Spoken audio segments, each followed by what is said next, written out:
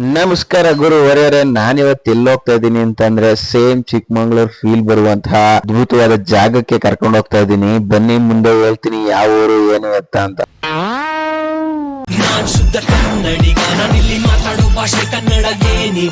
ನಮಸ್ಕಾರ ಗುರು ಹೊರೆಯವರೇ, ಎಲ್ಲರೂ ಹೇಗಿದ್ದೀರಾ? ಇವತ್ತು ಒಂದು ಅಮೂಲ್ಯವಾದ ಜಾಗಗಳಿಗೆ ಹೋಗ್ತಾ ಇದ್ದೀನಿ. ನಾನು ಬಹಳ ವರ್ಷಗಳ ನಂತರ ಈ ಜಾಗಕ್ಕೆ ಬರ್ತಿರೋದು. ಕ್ರೇಜಿ ಆಗೈತೆ ಜಾಗ, ಫುಲ್ಲು ಗ್ರೀನರಿ. ಯಾವುದೋ ಒಂದು ಹೂವು ನೋಡಿದೆ, ಚೆನ್ನಾಗೈತೆ. ತಡ್ರಿ ತೋರಿಸ್ತೀನಿ. ಹೂವು ಅನ್ಕೊಂಬಿಟ್ಟು ನಂದು ಎದೆ ಆಗೋದಿಲ್ಲ ಈ ಥರ ಮಾತಾಡೋದಕ್ಕೆ. ನಮಸ್ಕಾರ ಗುರು ಹೊರೆಯವರೇ, ಎಲ್ಲರೂ ಹೇಗಿದ್ದೀರಾ?